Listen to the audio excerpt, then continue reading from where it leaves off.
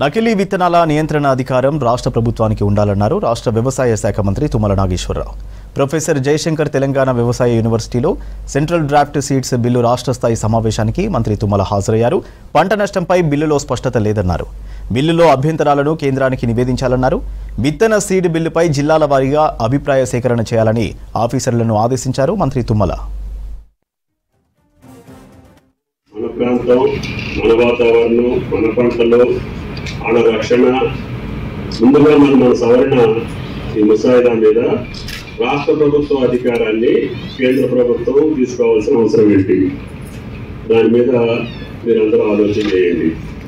ఒకవేళ తీసుకుంటే రాజ్యాంగబద్ధంగా మనమేం అడగాలి, మనకేం కావాలి, మన రైతులకి ఏ రకమైనటువంటి రక్షణ ఉండాలి. కాబట్టి ముఖ్యంగా రైతు నష్టపోయినప్పుడు నష్టపరిహారం ఇప్పటివరకు సక్రమంగా జరగట్లేదు, జరిగే పరిస్థితి కూడా లేదు. ఏంటంటే చట్టం సక్రమంగా లేదు.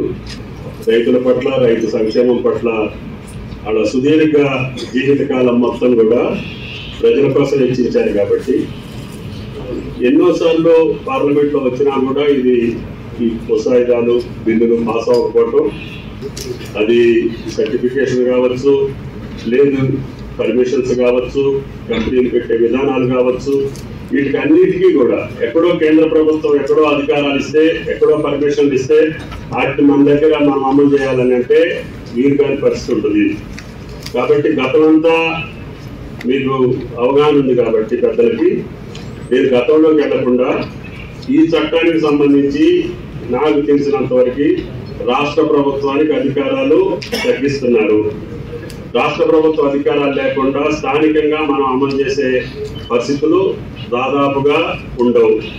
ఈ చట్టాన్ని ఆ యొక్క ప్రతి రైతు వేదికలో కూడా డిస్ప్లే చేసి మన వాళ్ళందరూ కూడా ఈ యొక్క సవరణలకి అది ప్రతిపాదించింది ఏంటి, మనకు కావాల్సింది ఏంటి, వాటినన్నింటినీ సింక్రనైజ్ చేసి త్వరగా మనం అడ్వాన్స్గా మీరు మాకు ఇస్తే ఏదో రకంగా మనం దీన్ని ఫుల్ ఫ్లెడ్జెడ్గా చేసుకోకపోతే ఇన్ని 60 సంవత్సరాలు లేదని బాధపడుకుంటూ వచ్చేటప్పుడు కూడా మనం సక్రమంగా దీని మీద రియాక్ట్ కాకపోతే మళ్ళీ భవిష్యత్తులో కూడా మనకి కష్టాలు వస్తాయి.